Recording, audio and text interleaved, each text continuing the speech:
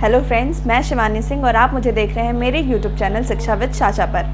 जैसा कि मैंने पिछली वीडियो में बताया था अनुसूचियों के बारे में, तो आज इस वीडियो में हम भाग के बारे में देखेंगे कि संविधान में कितने भाग हैं और उनको अच्छे से पढ़ और समझ रहे होंगे। लेकिन उससे पहले अगर आप इस चैनल पर नए हैं तो चैनल को सब्सक्राइब करें, लाइक करें और बेल आइकन को प्रेस करना बिल्कुल ना भूलें। तो आइए बिना टाइम वेस्ट करें शुरुआत करते हैं। हमारे संविधान में कितने भाग हैं? तो सबसे पहले मैं आपका एक कन्फ्यूजन दूर कर दूं जो बहुत लोगों को है कि हमारे संविधान में 22 भाग हैं या 25 भाग हैं। बहुत लोग बोलते हैं 22 भाग हैं, बहुत लोग बोलते हैं नहीं बढ़कर 25 हो गए हैं। लेकिन आज ये कन्फ्यूजन पूरी तरह से क्लियर हो जाएगी। देखिए, हमारा जो मूल संविधान बनकर तैयार हुआ था उसमें सिर्फ 22 भाग थे। जो मूल संविधान बनकर तैयार हुआ उसमें सिर्फ 22 भाग थे।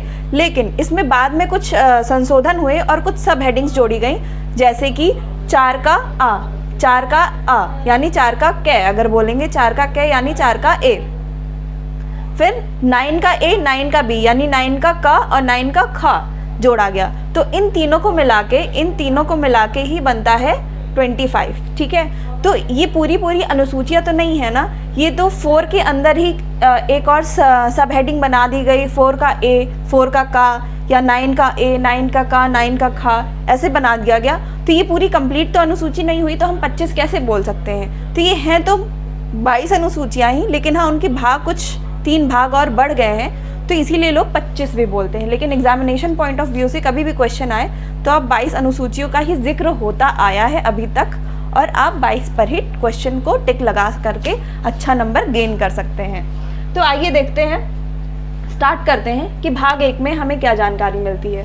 देखिए, जो भाग 1 है, भाग 1 में हमें संघ और उसके क्षेत्र के बारे में जानकारी मिलती है, यानी कि 28 राज्य और 8 केंद्र शासित प्रदेश के बारे में जानकारी मिलती है। यहाँ पे एक बात मैं आपको ये भी बता दूँ कि चाहे अनुच्छेद हो, अनुच्छेद 1 से 4 तक की बात हो, चाहे अनुसूची पहली अनुसूची की बात हो, चाहे भाग 1 की बात हो, सब में हमें एक ही जानकारी मिलती है। 28 राज्य और 8 केंद्र शासित के प्रदेश के बारे में ही हम पहले पढ़ना स्टार्ट करते हैं। तो फर्स्ट टॉपिक क्लियर हो गया। फिर आता है हमारा भाग 2। भाग 2 में हमें नागरिकता के बारे में पता चलता है कि भारत की नागरिकता हासिल करने के लिए क्या क्या तथ्य होते हैं, क्या क्या ज़रूरी फैक्ट्स हैं उनके बारे में, कि हमें भारत की नागरिकता कैसे मिलती है, भारत की नागरिकता के पास क्या क्या अधिकार होते हैं, वो हमें देखने को मिलता है भाग 2 में। फिर आता है भाग 3। भाग 3 में हम देखते हैं कि मूलभूत अधिकारों का वर्णन किया गया है, यानी कि अब फॉर एग्जांपल कि जैसे हमें ये 28 राज्य 8 केंद्र शासित प्रदेश दे दिए गए, हमें नागरिकता दे दी गई, फिर हमें कुछ राइट्स दिए गए, कुछ अधिकार दिए गए जिसको हम मूलभूत अधिकार के रूप में जानते हैं। इनकी संख्या स्टार्टिंग में 7 थी, फिर ये 6 हो गई। यानी कि अगर मूल संविधान की बात की जाए, मूल संविधान में इनकी संख्या 7 दी गई थी, लेकिन फिर संशोधन द्वारा इन्हें घटाकर 6 कर दी गई। इसमें संपत्ति का अधिकार हटा दिया गया था। फिर आता है हमारा नंबर 4 यानी राज्य के नीति निर्देशक तत्व, जिसको DPSP कहते हैं, जिसमें हमें पता चलता है कि राज्य स्तर पर सरकार है, केंद्र स्तर पर सरकार है। इन सारी चीज़ों की जानकारी हमें मिलती है राज्य के नीति निर्देशक तत्व से। अब हम देख लेते हैं कि जो 28 राज्य और 8 केंद्र शासित प्रदेश की बात कही वो अनुच्छेद 1 से लेकर 4 तक में की गई। जो नागरिकता की बात कही गई वो अनुच्छेद 5 से लेकर 11 तक में की गई।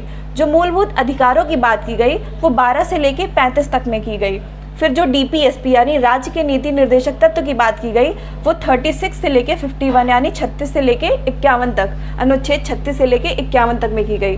फिर आता है हमारा 4A। ये तो 4 था, फिर यही ऐड हुआ था 4A, यानी ये बाद में ऐड हुआ। ये जितना भी ये A और ये सब है, ये सब बाद में ही ऐड हुआ है। तो 4 के A में हम देखते हैं मूल कर्तव्य। अब मैं आपको ये बता दूं कि जो हम हैं या फिर ये ह्यूमन नेचर होता है कि वो अपने मूल अधिकारों को यानी अपने राइट्स को तो बहुत अच्छे से समझता है, कहता ना कि ये मेरा हक है, लेकिन जहाँ बात कर्तव्यों की आती है वो कहीं ना कहीं पीछे हो जाता है। तो पहले हमें मूल अधिकार तो दे दी गए जो सबको पता है। आप मोस्ट ऑफ द लोगों से पूछेंगे तो सब बताएंगे कि हमारे मूल अधिकार हैं, ये बोलने की आज़ादी है, भाई बोलने की आज़ादी है, सब कुछ जानते हैं। लेकिन किसी से भी अगर ये पूछो कि तुम्हारे कर्तव्य क्या हैं तुम्हारे देश के प्रति, तो जाहिर सी बात है कि 10 में से 7 नहीं बता पाएंगे। तो इसको भी जानना चाहिए। जितने अधिकार से हम देखते हैं कि हमारा अधिकार क्या है, उतने अधिकार से हमें ये भी जानना चाहिए कि हमारे कर्तव्य क्या हैं। तो 4 के A में या फिर हम ये कह लें कि 4 के ख में का में क्या है, मूल कर्तव्यों के बारे में पता चलता है जिनकी संख्या 11 है। फिर आते हैं नंबर 5।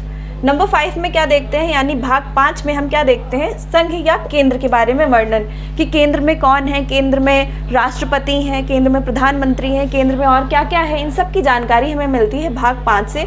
और इसकी जो अनुच्छेद है वो 52 से लेके 151 तक है। फिर राज्य के बारे में पढ़ते हैं। देखिए, सबसे पहले हमने 28 राज्य और 8 केंद्र शासित प्रदेशों को पढ़ा।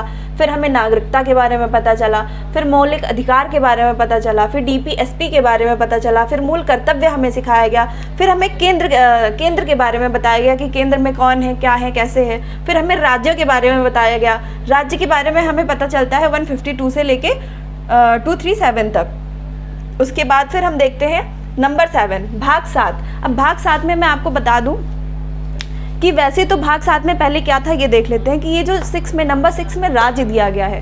भाग 7 में कुछ राज्यों को वर्गीकृत करके बताया गया था, कि जैसे ABC करके कुछ वर्गीकृत करके कुछ राज्यों को स्पेशल डिफाइन किया गया था, तो वो अब इसी में मर्ज कर दिया गया है। इसीलिए जो भाग 7 है उसको ख़त्म कर दिया गया है। तो भाग 7 को 7वें संविधान संशोधन द्वारा, यानी 7वां संविधान संशोधन और भाग 7 दोनों 7 है ना, तो याद करने की ज़रूरत भी नहीं है, ऐसे ही याद हो गया कि 7वें संविधान संशोधन द्वारा भाग 7 को 1956 में हटा दिया गया, समाप्त कर दिया गया। तो अब हम इसको नहीं पढ़ते हैं। फिर देखते हैं क्या आता है। फिर देखते हैं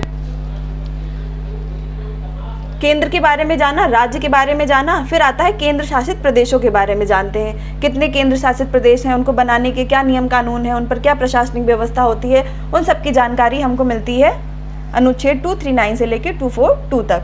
उसके बारे में फिर देखते हैं कि जैसा कि मैंने आपको इसके पिछले वीडियो में बताया था कि जो 11वीं अनुसूची होती है वो ग्राम पंचायत से रिलेटेड है। लेकिन 11वीं अनुसूची किस भाग का विषय है, अगर ये क्वेश्चन आए तो हम बताएंगे 11वीं अनुसूची भाग 9 का विषय है। तो देखते हैं, भाग 9 में पंचायत राज्य की बात की गई है और ये 243 से लेकर के 243 ओ तक। अब यहाँ पर ओ क्या है, क्वेश्चन ये भी आता है कि भाई ओ क्या है। अब तो ओ ये है कि ABCDEFGHIJKLMNO। अब आई थिंक आप समझ गए होंगे कि ओ क्या है, यानी 243 से लेके 243A, 243B, 243C और ऐसे ओ तक में पंचायत राज्य की बात की गई है।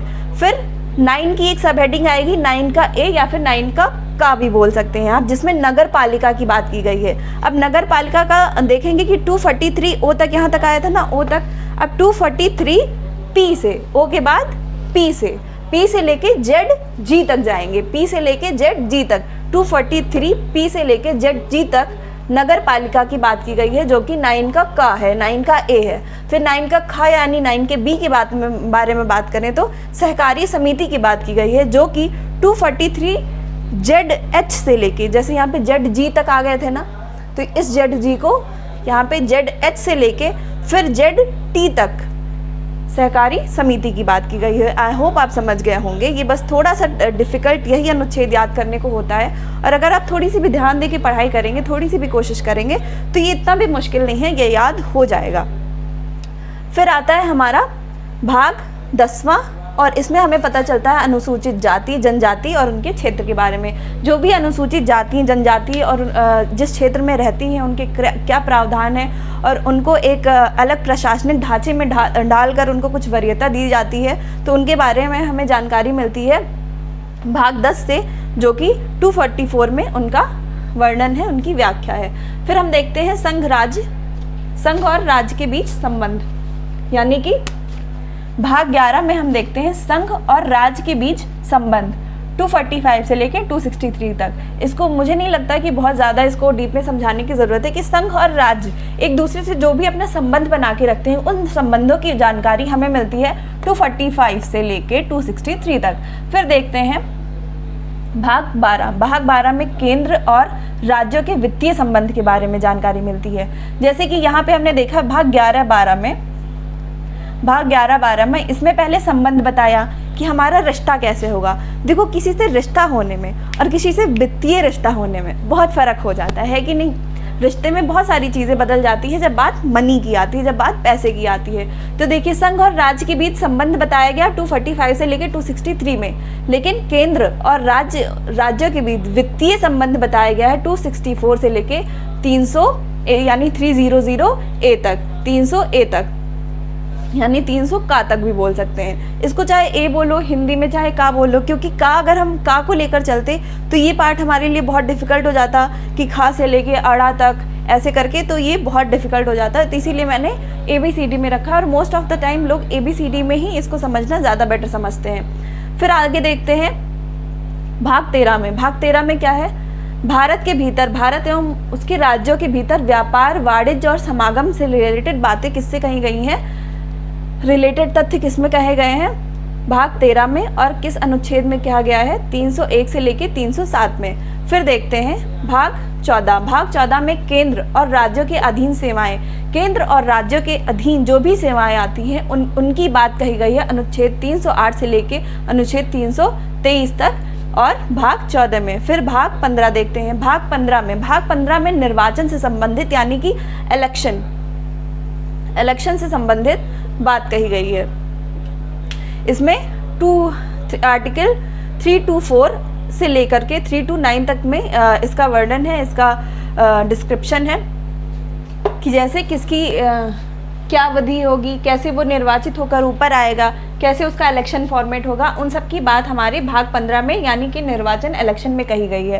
फिर आते हैं हम नंबर 16 यानी भाग 16 में। भाग 16 में कुछ विशेष वर्गों के प्रावधान और संबंध से रिलेटेड बातें की गई हैं। अब विशेष वर्ग कौन है, विशेष वर्ग जैसे कि कुछ अनुसूचित जनजातियाँ, जातियाँ, SC ST, इन सब से रिलेटेड इनको जो विशेष प्रावधान दिए गए हैं, विशेष प्रशासनिक ढांचा में इनको ढाला गया है, इनको जो वरीयता दी गई है उसके बारे में इनकी जानकारी मिलती है हमारा इसमें 303 से लेके 342 तक। उसके बाद आता है हमारा नंबर 17 यानी भाग 17। भाग 17 में हमें राजभाषा के बारे में जानकारी मिलती है। मैं आपको ये बता दूं कि लोग कहते हैं कि हिंदी हमारे देश की राष्ट्रभाषा है, लेकिन हिंदी हमारे देश की राष्ट्रभाषा कहीं से भी नहीं है, क्योंकि संविधान में कहीं भी लिखित रूप से इस बात का कोई जिक्र नहीं है कि हिंदी हमारे देश की राष्ट्रभाषा है। हाँ, एग्जामिनेशन पॉइंट ऑफ व्यू से हिंदी की प्रसिद्धि देखकर उसको ये वरीयता दी गई है कि अगर एग्ज़ाम में ये पूछा जाए कि हमारे देश की राष्ट्रभाषा क्या है तो हम उस पर हिंदी टिक लगा सकते हैं, लेकिन लिखित रूप से हिंदी कहीं से भी हमारे देश की राष्ट्रभाषा नहीं है। हिंदी हमारे देश की राज्य भाषा है और उसकी देवनागरी लिपि है।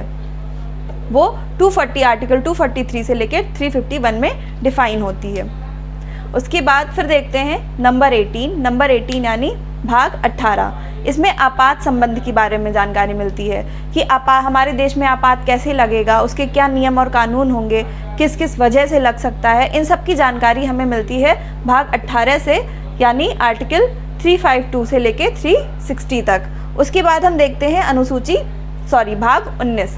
भाग 19 में हमने क्या देखा, प्राकीर्ण विविध मतलब इसमें बहुत सारे, मतलब प्राकीर्ण का मतलब हो गया मिसलेनियस, इसमें बहुत सारे फैक्ट्स हैं, मिसलेनियस तथ्य हैं, बहुत सारे फैक्ट्स हैं। तो जैसे कहने का मतलब राष्ट्रपति और राज्यपाल या राज्य प्रमुख के संरक्षण से रिलेटेड बातें हैं, ऐसी टाइप की बातें इसमें आपको प्राकीर्ण विविध में देखने को मिलेगी, जिनकी अनुच्छेद 361 से लेके 367 तक इनका वर्णन है। उसके बाद देखते हैं नंबर 20 यानी संविधान संशोधन। अब देखिए जो ये नंबर 20 है बहुत इंपॉर्टेंट इसलिए हो जाता है क्योंकि हम संविधान में संविधान संशोधन की बहुत अहम भूमिका रही है, लेकिन वो संविधान संशोधन ही क्यों होते अगर ये भाग 20 ना होता। भाग 20 शामिल ही इसीलिए किया गया था कि मान लीजिए कि कभी कुछ गलती निकले, कभी कुछ सुधार का मन हो, कभी कुछ एक्स्ट्रा ऐड करना हो या फिर एक्स्ट्रा हटाना हो, तो किसकी मदद से हटाएंगे, संविधान संशोधन की मदद से। मतलब यहीं से हमें पता चलता है कि हमारे संविधान में संशोधन भी किए जा सकते हैं, और ये हमें पता चलता है आर्टिकल 368 से। फिर देखते हैं हमारा आता है भाग 21। भाग 21 में थोड़ी टफ बातें बोली गई हैं। अस्थायी संक्रमणकालीन और विशेष उपबंध की बात की गई है। इसमें आपको जैसे 370 जैसे आर्टिकल आपको देखने को मिलेंगे। इसमें जैसे विशेष जगह हैं, जैसे गोवा हो गया, जैसे जम्मू कश्मीर की बात हो गई, तो वहाँ पे प्रशासनिक व्यवस्था क्या है, कैसे है, क्या नियम कानून है, उनकी सबकी बातें हमको ये भाग 21 में देखने को मिल जाएगा। जैसे उसमें 370 की बात भी इसी में कही गई है, 369 भी इसी में है। फिर आता है हमारा लास्ट यानी भाग 22। भाग 22 में हम देखते हैं संक्षिप्त नाम। संक्षिप्त नाम यहाँ का मतलब संविधान से है। संक्षिप्त नाम, प्रारंभ, हिंदी में प्राकृत, पाठ और निरसन। इतना मतलब आपको जानने की बहुत डिफिकल्ट लग रहा है, इतना भी आपको इसमें जानने समझने की कोई ज़रूरत नहीं है। बस इसके एक सिंपल सी बात समझ लीजिए कि जब हमारे देश का संविधान बनकर तैयार हुआ तो उसके जो कुछ अनुच्छेद थे वो तो तुरंत लागू हो गए। मतलब कि संविधान बनने के बाद ही कुछ अनुच्छेद हमारे देश में तुरंत लागू हो गए, जिनकी संख्या 16 थी। लेकिन कुछ 26 जनवरी 1950 के बाद, यानी कि अगर देखा जाए कि हमारा पूरा संविधान कब लागू हुआ था तो 26 जनवरी 1950 में लागू हुआ था। लेकिन कुछ चीज़ें हमारी तभी लागू हो गई थी जब संविधान बनकर तैयार हुआ और उनकी संख्या 16 थी। तो बस उसी बात का वर्णन हमें मिलता है 393 से लेके 395 तक, यानी 395 तक। तो अब 395 अनुच्छेद पूरे हो चुके हैं और कुछ अनुच्छेदों की संख्या बढ़कर और ज़्यादा हो चुकी है, उसके बारे में हम बात करेंगे नेक्स्ट वीडियो में। तो बस आज का टॉपिक हमारा यहीं पे कंप्लीट होता है। अगर आपको हमारा कंटेंट पसंद आ रहा है तो चैनल को लाइक करें, सब्सक्राइब करें और बेल आइकन को प्रेस करना बिल्कुल ना भूलें। Thank you.